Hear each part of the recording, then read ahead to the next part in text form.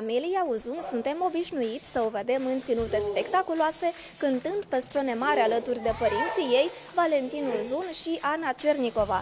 Astăzi vă propun să o cunoaștem altfel și anume în formă sportivă la un antrenament de karate. Când și-a descoperit pasiunea pentru acest gen de sport, dar și de ce îi place să-l practice, o să aflăm chiar de la ea, dar și vom discuta despre viitorul ei în lumea muzicii.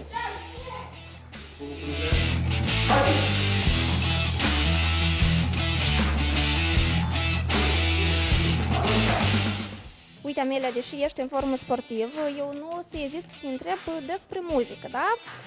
Mama ta ne spunea nouă că tu, de fapt, nu vrei să calci pe urmele ei și să mergi în cariera muzicală, dar tu ce ne spui? Ar fi bine, dintr-o parte, dar din alta nu tare mi-ar place.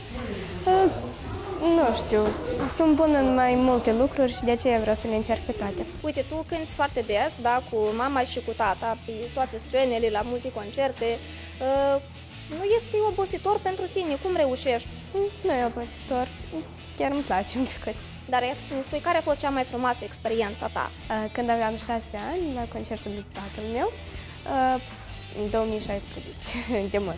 Și acum să trecem la scopul nostru propriu-zis, da? Noi am venit să te admirăm la un antrenament de karate și vreau să ne spui, de fapt, de cât timp ai început să practici acest sport? De un an jumate. Și cum ai descoperit pasiunea pentru el? Am privit un film, Karate Kid, și m-a pasionat filmul și m-am gândit, de ce nu? Dar cum ți-a părut acest sport la primul antrenament? Interesant, cu mișcări frumoase și dădea o plăcere. Dar de fapt ce înveți la primele lecții de karate? Rezistența mai mult. Dar de când ești în acest sport, ai reușit să participi la ceva competiții? Da, deja la 2. Primul vara și al doilea nu de mult. Sunt cam sensibilă și m-am emoționat, dar asta a fost o experiență bună. Am reușit să primesc o diplomă. Vrei să ajungi cumva la nivel de campionate, să fii campioană?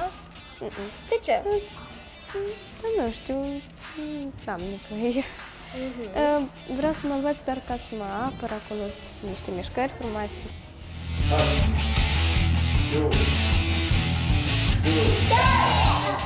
Iată cum arată o zi din viața ta atunci când ai și pian, și muzică, și repetiții pentru concert, și karate? Încărcate. După școală mă duc la pian și după pian deja la karate. Cum este perioada asta, da, de adolescență, să spunem așa? Cum te împaci cu părinții tăi? Bine, mă împac. Suntem ca besties.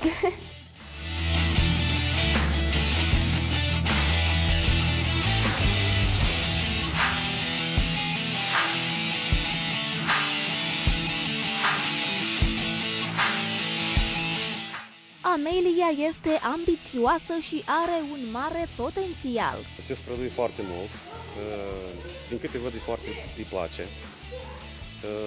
Nu îi place să facă, adică să lovească, să facă durerea altcuiva.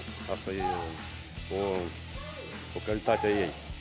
Și mult îi place proba de kata, unde nu are, adică are un partener imaginar, unde noi facem kata, luptăm cu un inamic imaginar și acolo e mai bună.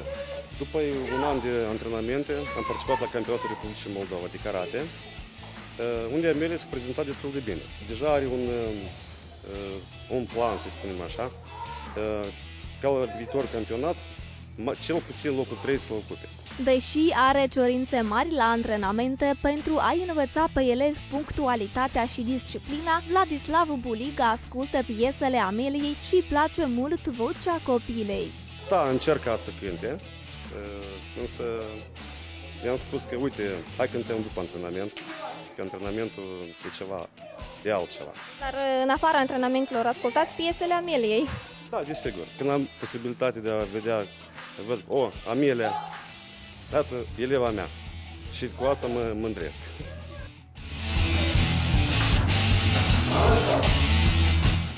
Îi urăm Ameliei spor în tot ce își dorește să facă.